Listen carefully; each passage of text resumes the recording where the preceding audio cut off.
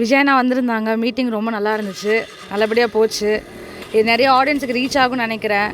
கண்டிப்பாக எல்லாமே மாறணும், டிவிக்கு வரணும். எனக்கு கண்டிப்பாக சேஞ்ச் வேணும்ல. ஏன்னா ஒரே இது போனால் நம்மளுக்கு சேஞ்ச் கிடைக்காது. ஸோ கண்டிப்பாக டிவிக்கு ஓட் போடுங்க. ஓட் போட்டால் தான் சேஞ்ச் கொண்டு வரது உங்களுக்கு தெரியும். அண்ட் நிறைய பேரோட ஃப்யூச்சர்ஸ் இளைஞரோட ஃப்யூச்சர்ஸ் இருக்குது, பெண்களோட பாதுகாப்பு, இது எல்லாமே அவங்க வந்து பண்ணித்தரேன்னு சொல்கிறாங்க.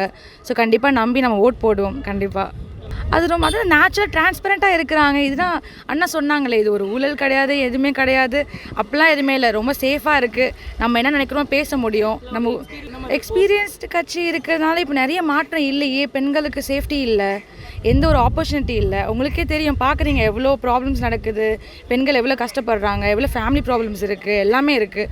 ஸோ கண்டிப்பாக நம்ம புதுசாக வர கட்சிக்கு நம்ம ஆப்பர்ச்சுனிட்டி கொடுத்தா தானே நம்மளுக்கு தெரியும் வருதா இல்லையா அப்படின்னு.